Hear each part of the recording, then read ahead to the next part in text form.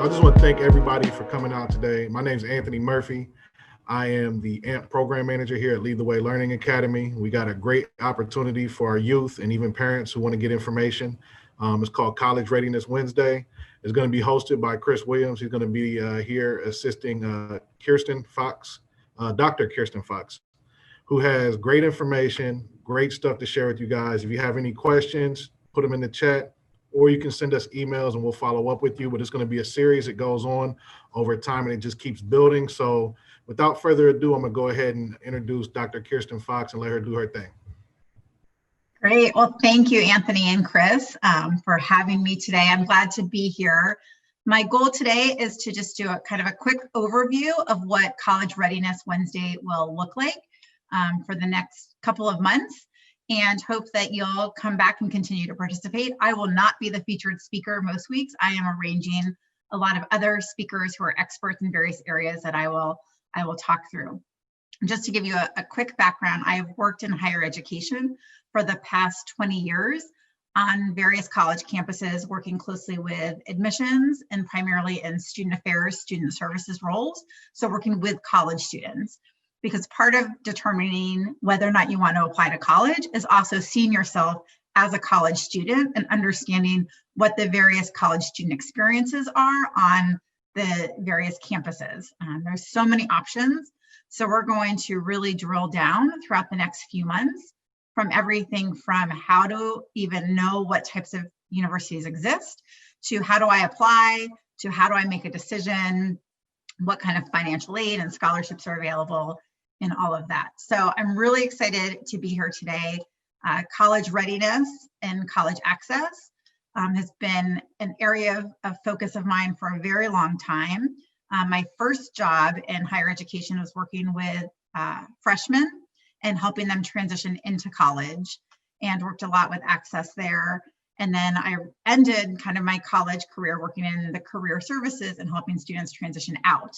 And I'm now in this role where I get to kind of focus on a little bit of both. So I am hoping to make this as interactive as possible. I have a lot of information, but I also want you to feel free to ask questions at any time. You don't have to wait till the end to ask questions. So feel free to use the chat section. I have the chat pulled up as well. So if there's anything I can help clarify or go back and expand upon, definitely let me know. But maybe just so I can have an idea of who is with us live today. I know many people will watch this on recorded after the fact. But for those of you that are here, if you maybe just want to put your name in the chat and what high school you go to, and what year you are, if you're a student, and if you're a parent or a guardian or another affiliate, maybe you could just put that in as well. It's always helpful for me to have a good idea of who the audience is. So I'll give you a minute to maybe write that.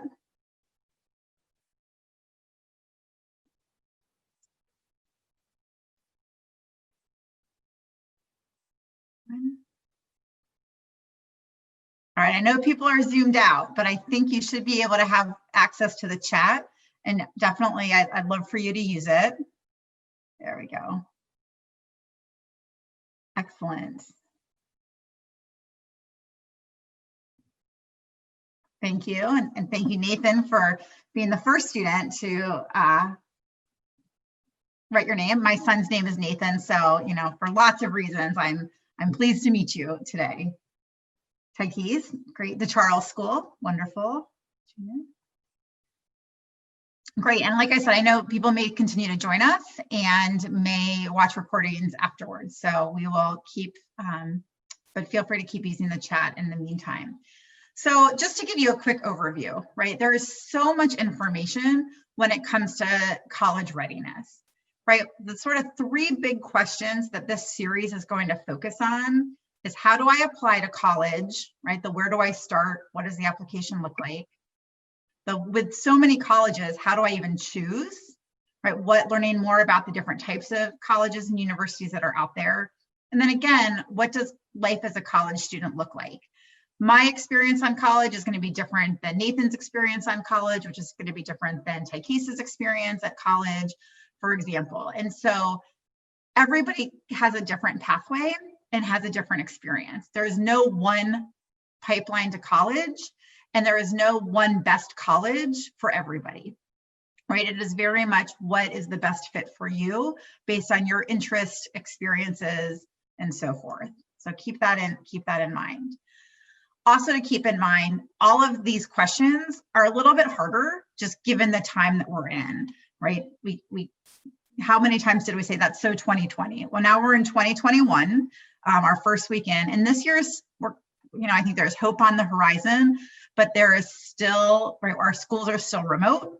Campuses aren't yet, open for in-person learning very much. There's not campus visits that are happening in person. So this year is still going to be pretty different. As juniors that are on the call, you're going to have a little bit more flexibility in the sense that campuses will start to reopen. Not only, more schools are coming back in person this spring, and then by summer, most schools, they want to be back full-time to 100% by fall, right? So in next year's kind of application process and application cycle, universities should hopefully be, for the most part, fully operational again. For seniors that are still considering applying to college, the good news is campuses are also delaying their application deadlines, which we'll talk about in weeks to come. So you're able to make some decisions a little bit later than maybe you would have in other years, right? Application deadlines, commit dates have all been extended, as well as some of the requirements, such as standardized tests, are optional this year, where in the past they were required at many institutions, as an example. Okay, so that's kind of a quick overview. I want to just spend a couple of minutes of setting some landscape. And I don't want to, take you back to school with a history class or anything, but just to give you some perspective, right? There are, currently 4,000, actually more than 4,000 colleges and universities in the United States, right? So that's both good and bad, right? It can make it hard because it can be very overwhelming, but the good news is there's lots of options. There are currently over 17 million undergraduate students enrolled in American colleges, and it's projected that 4.43 million students will graduate in 2021. That also includes graduate students, but from the undergraduate population, about half of those students will graduate with a bachelor degree and about 25% with an associate degree, okay? So those are, two-year colleges, Columbus State, so forth. Lots of great opportunities for types of degrees that are out there also. As it should, college is becoming more diverse.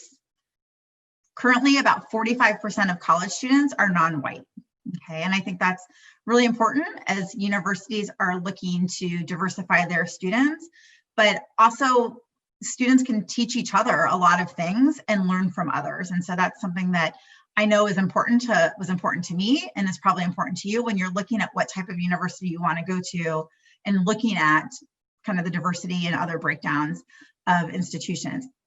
It also means that they're providing more services to a diverse population. Okay, and so I'm in my mid-40s. A lot of the services that exist today didn't necessarily exist in the early 90s when I first went to college. So again, that's really, really a good thing. More women are currently in college than men, but it's just over 50%. So it's not a huge difference. And another thing to remember is more students are taking a gap year before going to college. So if you're a senior and you're really interested in attending college, but you're just not sure that now is the time to go, that's okay, right? Get a year of experience working or doing something else, and then you can always apply. Again, as universities are trying to diversify their student body, that also means they're trying to look for non-traditional student learners. The population of students aged 25 to 29 is growing considerably, right? There's a lot more adult learners and more programs focused on adult learners on college campuses too. So college might be for you. It may not be for you right now, okay? And again, everybody's pathway and pipeline is different. And just to bring it back to Ohio, there are currently 645,000 students enrolled in Ohio colleges and universities, right? It's a lot of students. If you think about Ohio Stadium, the football stadium, that holds over 100,000, right? So that's like six Ohio stadiums filled with college students in the state of Ohio.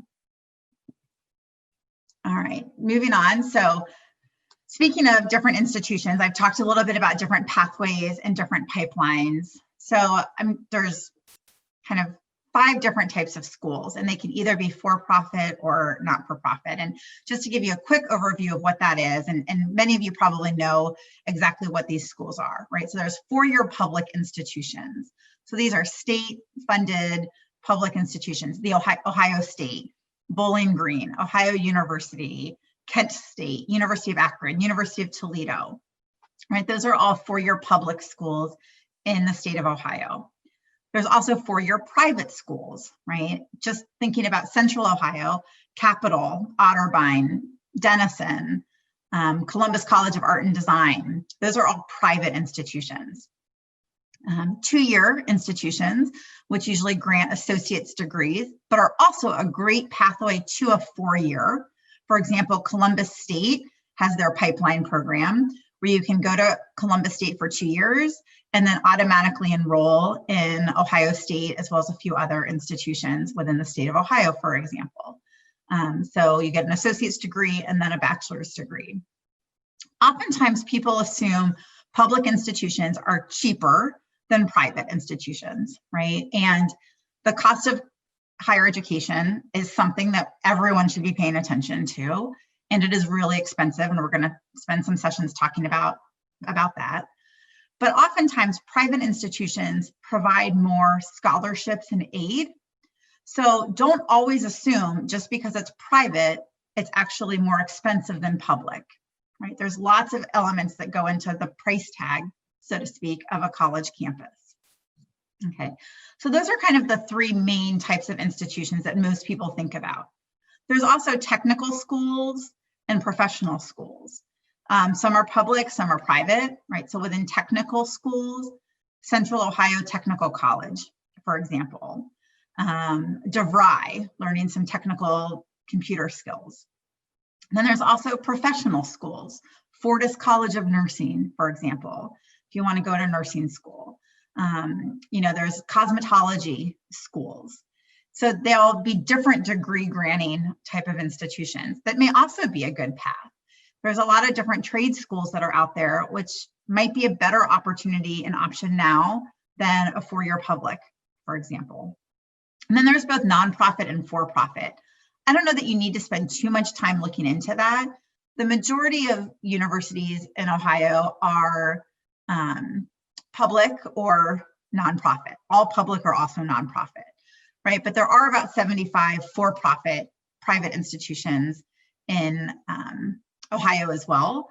Those tend to not offer as much aid, and some of the federal financial aid cannot be used for for-profit schools, right? So Franklin, for example, is a for-profit school where others are nonprofit. So that's just something to kind of keep in mind as you're looking at types of institutions. And we'll break these down a little bit more in some of the college spotlights as well for you. Okay. And then finally, wanting to think about your college compass. Again, I mentioned everybody takes their own pathway to higher education, to college. And what matters to you doesn't need to necessarily matter to the person who you see on the Zoom call or in your Zoom class tomorrow, right? I would say these are the main areas you want to look for when you're looking into college, right? And you need to decide what is the most important to you and your family, right? Oftentimes it's a group decision, especially because of the cost. And so, even though we might want to make it by ourselves, oftentimes there's a parent or another adult who will help you make that decision as well. But I would say these are kind of the 9 or 10 things that you want to take into account, right? Location type. So do you want an urban campus? Do you want a rural type of campus, right? Most of you are from Central Ohio and Columbus, so you know kind of what it's like to be in sort of a city environment. Ohio State is considered urban, even though it's not right downtown. And then there's more rural schools, right? So Denison, 35 minutes east of Columbus, even though it's in a small village or small town, it's still considered more rural, right? So that varies as to what might interest you and what doesn't. And sometimes things such as, do you want to have a job while you're on campus? Do you have a car or access to transportation? Do you need access to public transportation? Those aspects might make a difference when you're thinking about location type, right? Campus size and number of students. You've got Ohio State, again, with over 50,000 students on the main campus. And then you've got, going back to Denison as kind of a comparison, 2,200 students total that go to Denison, right? So two very different types of size of student body. It doesn't necessarily mean the class size are always different, but they could be, right? Admissions requirements. So many schools are considered selective, where you have to have, a certain GPA and certain test scores.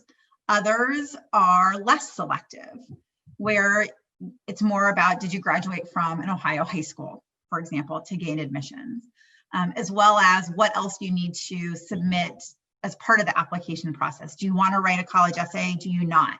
Right? Each school has different requirements for what they will look at for your admission. Again, cost and affordability is a really big factor. Not only do you want to look at tuition, but also the different fees that are involved. Oftentimes you can't get out of paying certain fees that go with the tuition. So it might be the campus bus system or the recreation center kind of fee. Sometimes different majors have different fees.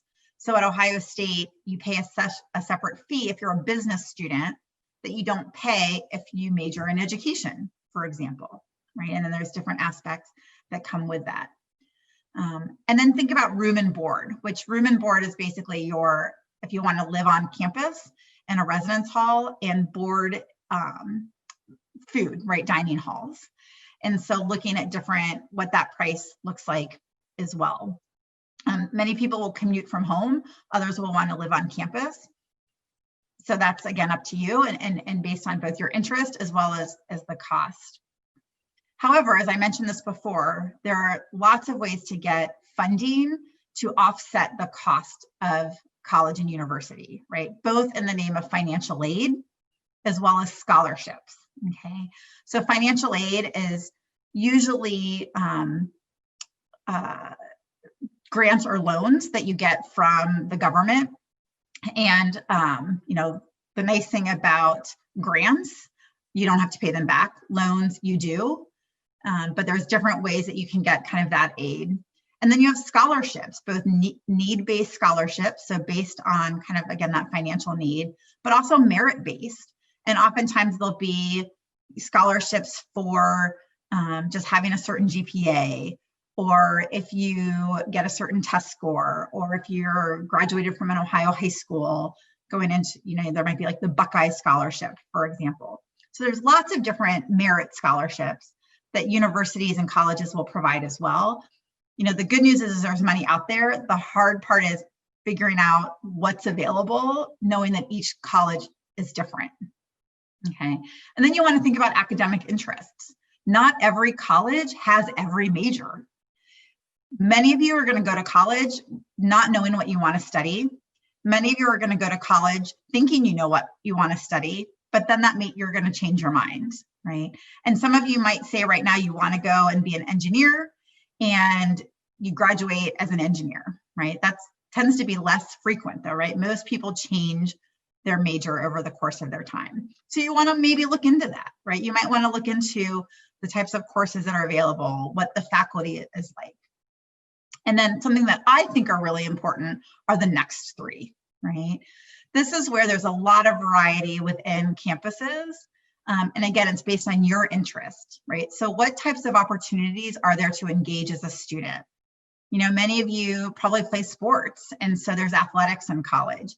You've got the Ohio States and other Division I schools, kind of the large state schools that grant athletic scholarships.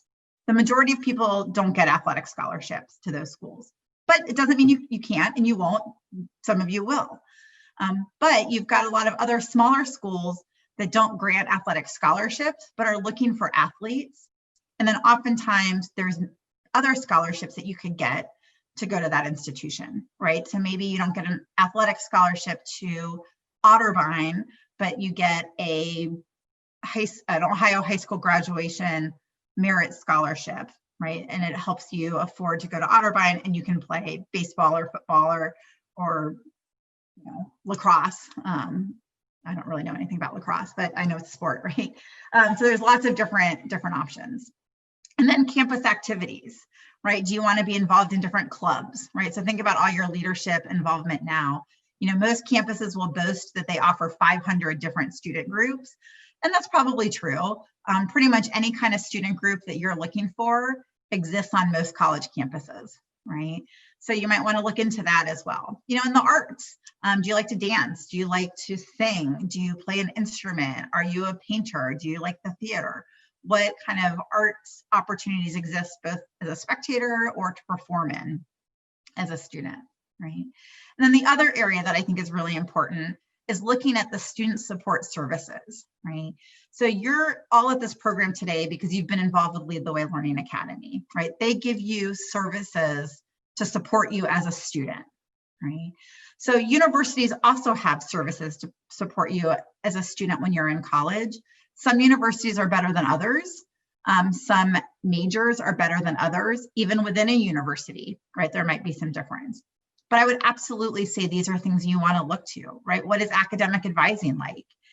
If they don't focus on it, it may take longer to graduate, which then costs you time and money. So do they have strong academic advisors that are going to advise you in the right direction to make sure you're taking the correct courses in the sequence that they're offered, right? Do they offer career support? If you wanted to do an internship, do they have internship stipends available so that you can do an internship over the summer and still make a lot of money while getting some great experience, right? Each university will offer different aspects of student support. And that's one of those areas you'll want to look at and that we'll focus more on as we go through kind of the college spotlights and future sessions. And then an overall feel and fit, right? This is a little bit harder during COVID times because you can't walk around. You can't necessarily see how students are grooving with faculty or getting along. You can't go to a campus student organization meeting or spend the night in a residence hall or go eat in a dining hall to get just a glimpse into kind of college life because it's different right now. But I think this is still something you want to focus on. And one of the things that I'm going to do in this series, I'm going to actually bring current students from different campuses in to do a panel as well. So you can at least hear from them to get an idea. And, you might find someone that you're like, that experience is exactly what I'm interested in, right? And kind of give you that good overall feel and fit. You might have some that you step foot on, or you even just glance through their website and you decide right away, that is not for me. And that's okay as well, right? Part of the process is ruling campuses out.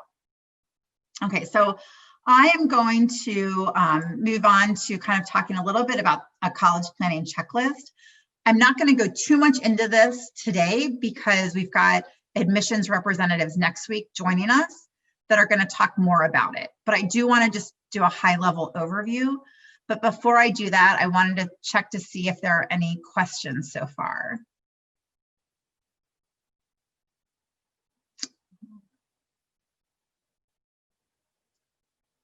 All right, well, I see a question from Taikis. When it comes to choosing a college in your city versus outside of your city, what would you say is the number one thing to consider?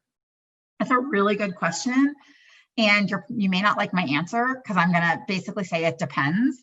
And it depends on what is the most important thing for you to consider, right? So if you know that you want to live on a college campus in a residence hall, it might not matter as much, right? If you think you wanted to be a commuter student, it's probably going to be a little bit harder to commute somewhere further away. For some of you, it might mean you really want to get away, right? And I think that's really up to you. There's people that I've met with college students or high school students that say, I want to go 2 hours away. I want to go where I don't know as many people. I want to experience a new part of the state or a new part of the country, right? That's up to you. lot of people say, I want to be in driving distance home, but I want to be able to be far enough away that people can't just drop in on me. So again, that's something that's important to you. I think many colleges don't allow first-year students to have cars. I never would have had a car in college anyway, so that didn't make a difference to me, right? But that's where everybody's personal circumstance is going to be different. I went to a college I transferred, which is also what a lot of people do. I first went somewhere a little bit further away. I then transferred back to Ohio State. I was 20 minutes, I grew up in Columbus. I was 20 minutes from home, not even, like 15. And I thought that for me, that was great. I was still far enough away. I didn't have a car. I was living on campus, but then I was able to find friends and other people with cars. If I ever wanted to go home, I could do that, right? So I think this is where it's really up to you. One of the things that somebody told me once is you can always go home again. So if you're ready to kind of explore somewhere new, college is a good time to do that because it's temporary, right? You're not buying a house. You're not, taking a job that you have to stay in for a long time, right? It's a temporary time of your life.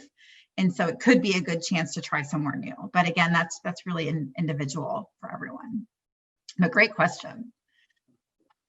All right, so really quickly, I just want to go over the college planning checklist. And like I said, we have admissions representatives from various universities that are going to be joining us over the next few weeks. And they're going to talk more specifically about their institution and drill down a little bit more. But I just wanted to give everybody a high level what to consider. And I think part of the process that's really important is how do you organize this for yourself, right? We all organize things differently. You might use a paper planner, and I would maybe say you have a folder or a notebook that's just about your college planning. That way you can easily find all of your notes, all your information. You can literally create a checklist. You might want to do it in the notes section of a phone, right, on your smartphone, if you have one, and keep it all there. You might want to do it through an Excel spreadsheet and check things off, right? Everyone stays organized differently. I think something you want to try to think through soon is what is going to help you be the most organized in your process, right? Because it is a process and there's so many components to college planning. So kind of high level overview of junior year, and I know we have some junior years here, right?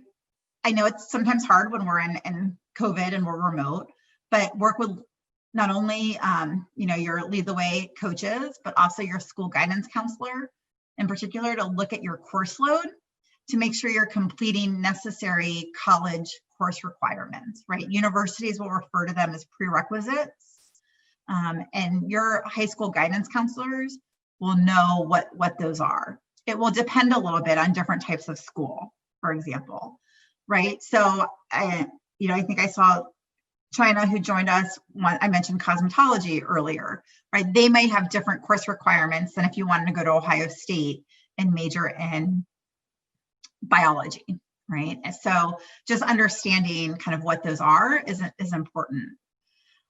I don't know if any of you are currently taking dual enrollment or college credit level courses, but if they are offered at your high school, that might be something you want to try to pick up taking if you're not now your senior year. Again, that's very high school specific, but it's a great way to get some college credit to help you not only in the admissions process, but then potentially be one less class you have to take once you get to college, right? Think about what are those various career paths you want to take. Now's a good time. I mentioned many of you are going to change your mind as to what you want to study. And if you all know exactly what you want to do when you finish college, good for you. I'm 45 and I don't know what I want to do in 5 years, right? But most of you are going to change careers at least 10 times over the course of your life, right? So don't feel pressured if you don't know today what you want to do. In other words, it's okay, right? But if you have an idea of things that you're good at or that you like to do or that you're interested in, keep a list of that to see what types of colleges are offering, areas of study in those fields. Also in your junior year, focus on extracurricular. I know it's hard right now, right? With winter sports being canceled, fall sports were canceled, student clubs aren't happening. I know that that's harder to do. The good news is, even though I wrote colleges like to see dedication and commitment, they also realize that those just aren't options right now. Okay, so kind of take a little, sigh of relief. It's okay that you're not currently doing a ton of things with your high schools, because things have been canceled, right? Not just in Columbus, not just in Ohio, but nationwide. But even your involvement with Lead the Way Learning Academy, right? That's one of those extracurricular areas of interest and experiences that you've done that you're going to be able to talk about in your college application process, on your, in your essays and so forth. I know you guys are going to do more with standardized tests, ACT in particular, which tends to be the one most people take in Ohio. But now's a good time to just start getting familiar with ACT and SAT, kind of the test dates, registration deadlines, preparation options, right? And to start studying for it as well. Like I said, more tests are becoming optional. Even pre-COVID, more universities were having ACT and SATs be optional, but there are still schools that use them and will use them. As fair or not fair as we think it is, we know that they're not a perfect measure. They're not always even a great measure of potential success, but they are still used. And so definitely trying to do as best as possible and to study to be as best prepared is always good. And then if you can, start to think about what are those colleges and universities you're interested in and take some notes. Again, what seems to feel kind of raise your interest at this point, and then start gathering that list. Right, for those of you that are seniors, or when you're thinking about next year as a senior, right, that's where you are going to want to study for and take the ACT or SAT. Okay, even for those schools, if it's test optional, I always say you should still take it.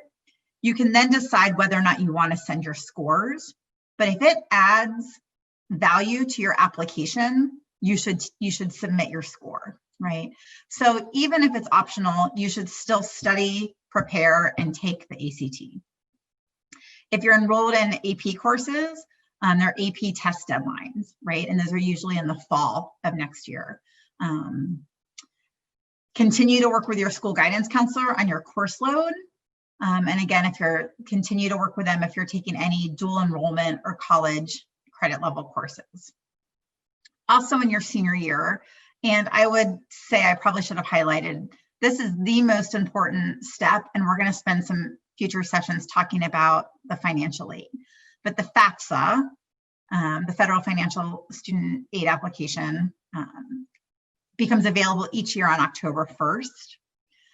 This will determine not only financial need scholarships, but will continue to determine other elements of the college experience, right? So most universities have book grants. They'll offer work-study jobs or student jobs.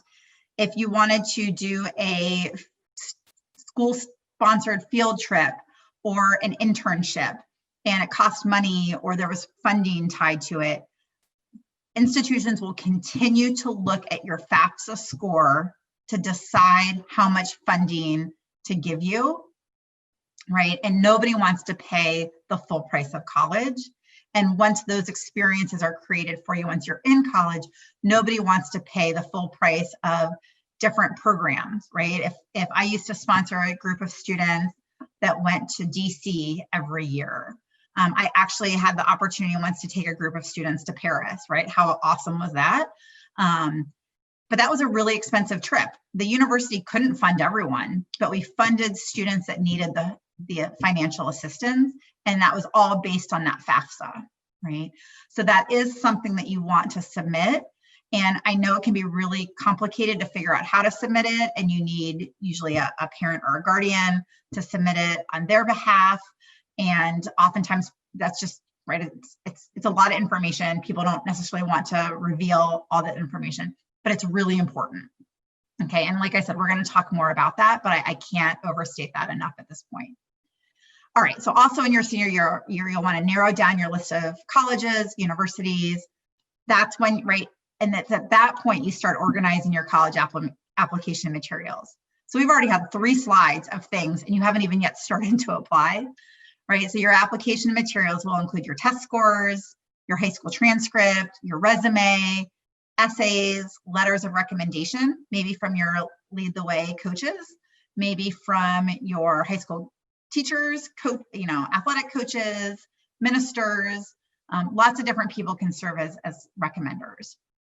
And then schools have different application deadlines. And then within universities, there's specialty program deadlines, right? Maybe you want to be part of a scholars program or a leadership program. They may have different application deadlines than the general university application deadline. So you'll want to start being aware of that as well. And then eventually you apply to your top list of schools, typically during fall semester of your senior year. And then after you do that, you'll continue to apply for scholarships and other financial awards. They will also have a variety of dates and deadlines. I always say you should try to visit virtually or in person any of the schools that accept you so you can compare your options, right? It's a little bit harder right now for current seniors that are in the application process, but for juniors, you will have the opportunity to visit in person if you can, right? I know sometimes that can be hard with time and money, but it's, if you've narrowed it down to 2 schools, you definitely want to try to visit those 2 schools. If you're in AP classes, those tests are typically in May, so you'd want to take them. And then likewise, you want to make sure you meet your school acceptance deadlines and various program deadlines. If they had a May 1st deadline and you forget to, you've told everyone that you're going to go to Kent State and you're all excited and you're wearing Kent State, gear, and then you forget to tell them that you want to go, then it may be harder to actually go in the future. Okay. All right, that was a lot again. So just a few things to reiterate, and I'm not going to go into it because I feel like I've already mentioned it enough, but you definitely want to fill out your FAFSA. It's one of the most important aspects of the college going process, and we'll spend some more time talking about that. Like I said, it's not only for right when you get into college, the different aid you get, but it'll create other opportunities throughout your time in college. If you have college level credit in high school, it's a great way to get a jump start on college requirements.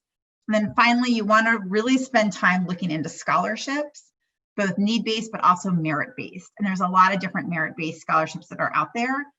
And one of the easiest things to do, which people don't do, is literally pick up the phone and call the admissions or the financial aid office at a university you're interested in and ask them about what types of scholarships are available. There are often scholarships that students don't apply for, okay?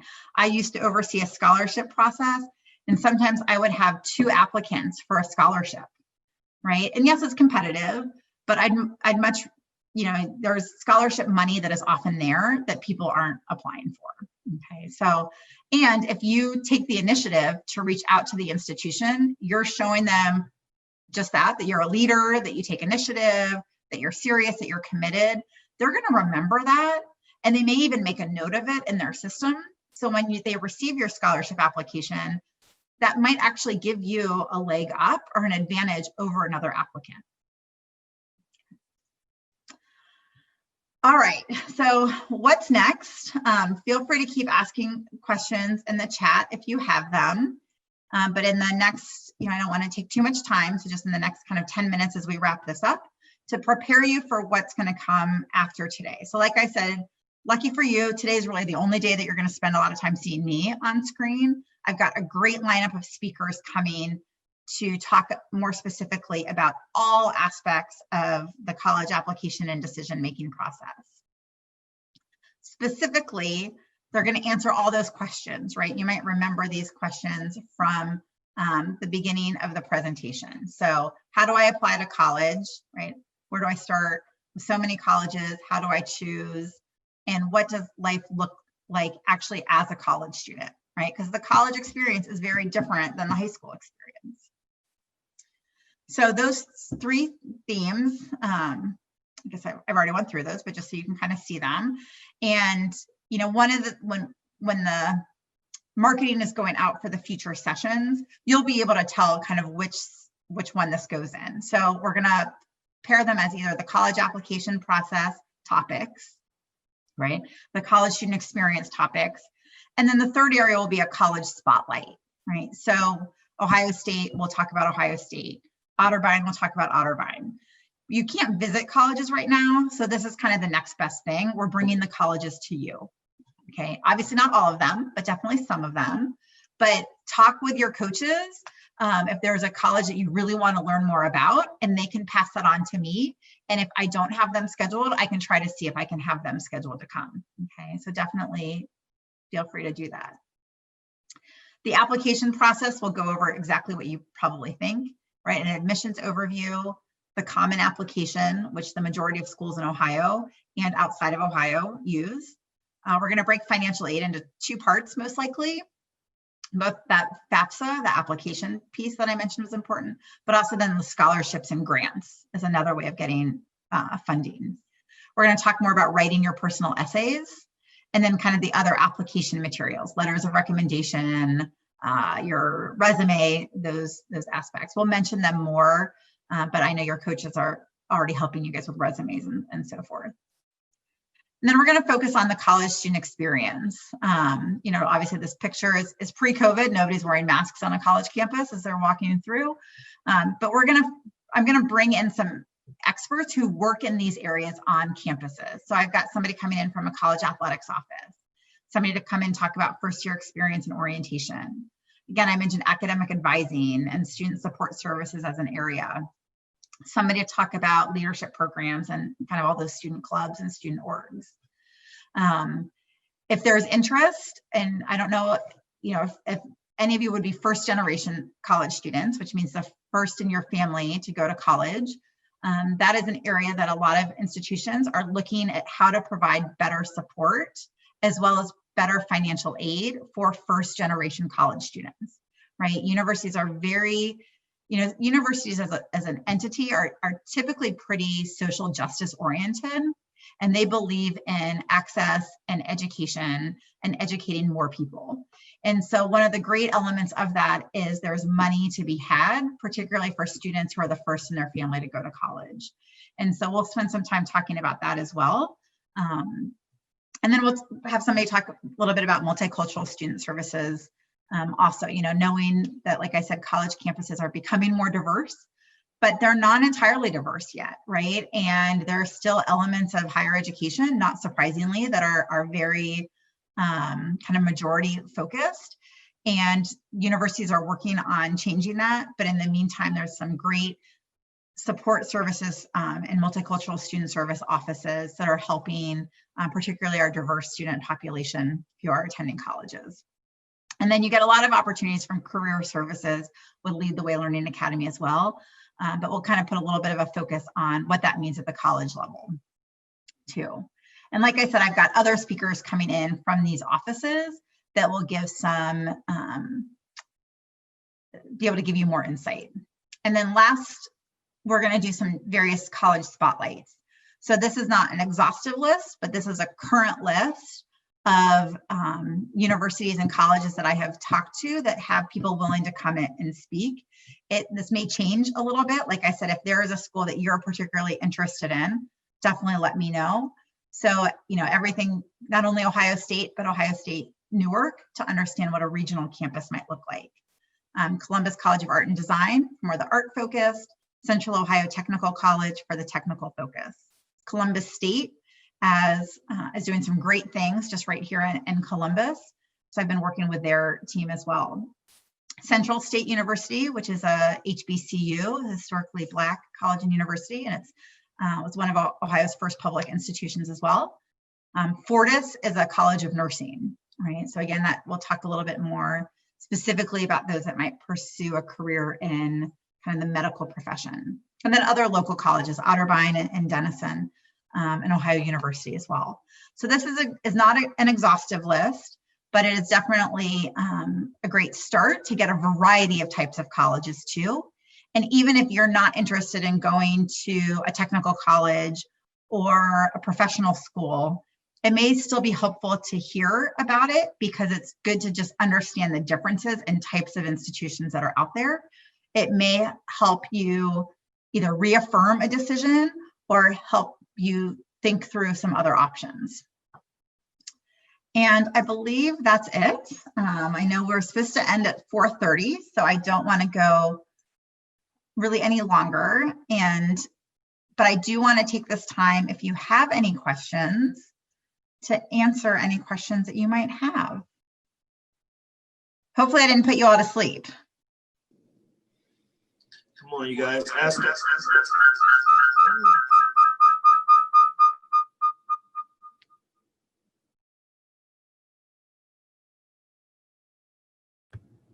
That wasn't supposed to happen. Can everyone hear me?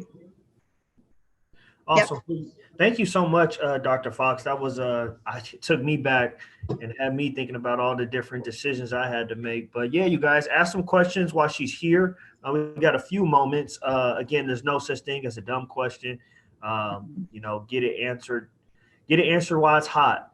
She has a lot of knowledge, a lot of experience, as you guys can tell. So I think we got about 3 students on here. If we could just get a question from each of you. Doesn't have to be elaborate, just, you know, get something out of the day, okay?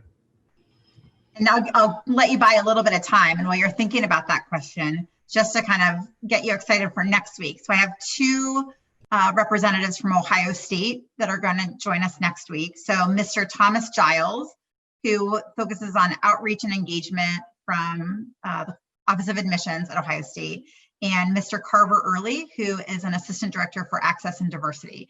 And they're going to co-present about their kind of experiences and the application process. Can you do scholarships while you're in college? And it's China. I believe if I mispronounced your name, please let me know. I always want to make sure I'm pronouncing people's names correctly. Let me know if I'm not answering your question correctly, but absolutely, you can do scholarships. And oftentimes universities and colleges will have scholarships that aren't even available to first-year students. So you won't even know about them in the application process. They might have a scholarship for a second-year student, or once you reach a certain GPA at the college, they'll offer a scholarship. There are lots of scholarships that colleges and universities will offer once you're enrolled in that college. There are also different scholarships that you can get from community organizations, right? Once you're in college. So I know, like, my local town, I'm on an education grant board.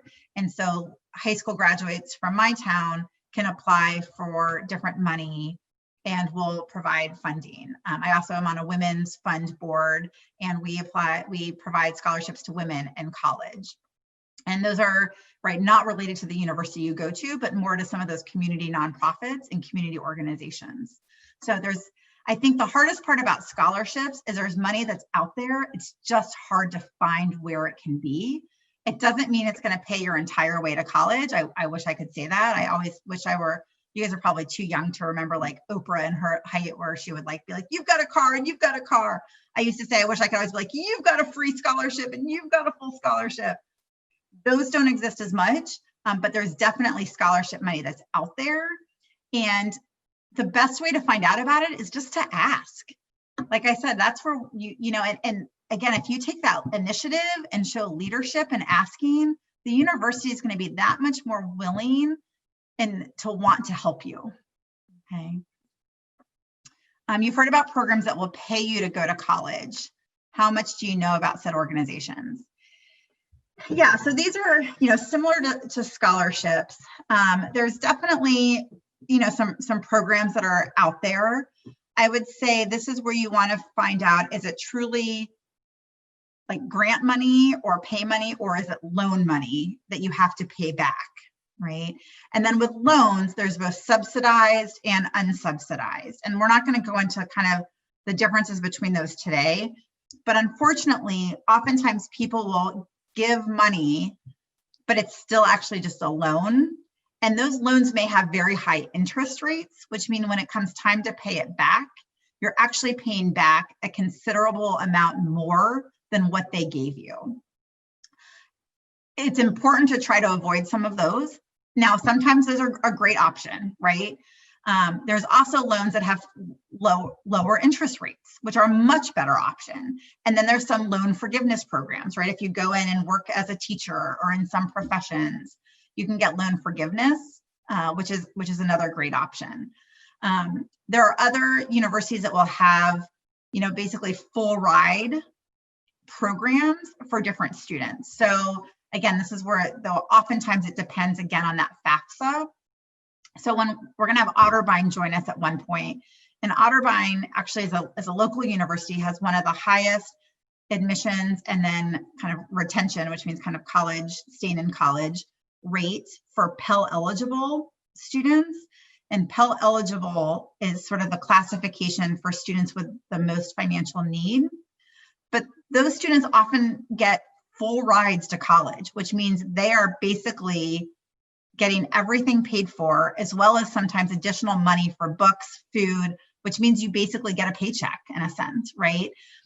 So there's lots of different programs that are out there. That's where you want to work with kind of a financial aid person at a university, if you're looking at one of those colleges, to find out, is the program that has potentially offered you the money, right? Just making sure it's kind of a legitimate program. There's, like I said, there's definitely money out there, and it comes from different ways. But then you also, right, you want to find out, do you have to pay it back? And at what interest or what percentage do you have to pay it back? And how quickly might you have to pay it back? Yeah. And like I said, we're going to have a couple of sessions really just talking about scholarships and financial aid. Any other questions?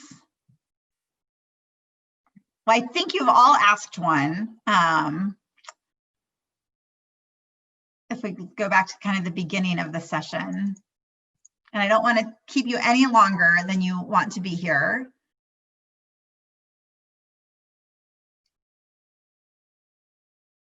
I think that might have been all the questions, honestly. Yeah. I'm looking. Yeah. And for anybody who's watching this on a recording down the road, like I said, we'll have a variety of speakers that will be joining us weekly. I will be on as well, even though I'll have other featured speakers. So I'll also be here to help answer questions. So if we are talking about a college spotlight on, Denison University one week, and you have a question about the FAFSA, it's okay to go ahead and ask it that day also, right? You don't have to only bring the questions the day that the topic is presented. What we all want to make sure is that your questions get answered, that you have as much information as possible so that you're as best prepared, right? That's why it's called College Readiness Wednesdays. We want you to be ready. We want you to be prepared. We want you to be informed. And so everybody's going to have a different line of questions that they want answers to. And that's my goal, is just to help make sure that your questions are answered. That between each week, feel free to reach out to Coach Chris with questions, and then he can forward them on to me, so I can also prepare our upcoming speakers, or even get back to you in the meantime. You don't have to wait a week to get your question answered. So feel free to reach out at any point. Like I said, we are all in this work, in this line of work, because we want students to be successful if they choose to attend college, if they want to attend college, okay? And again, I would just reiterate, it's a lot of information. Today was a lot of information.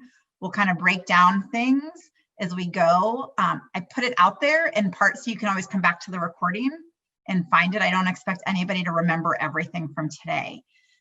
So, even though it was a lot of information, also try to not put too much pressure on yourself. Every student that is thinking about applying to college feels overwhelmed by the college application process. So the fact that you're either here with us today or watching this recording means you're already ahead of most college or high school juniors or seniors that have yet to even have this conversation with someone. So kudos to you, pat yourselves on the back. Keep thinking about questions, keep asking them, and we're here to help you. And with that, I'll turn it back to Chris and Anthony. And I just appreciate everyone's time today. Thank you.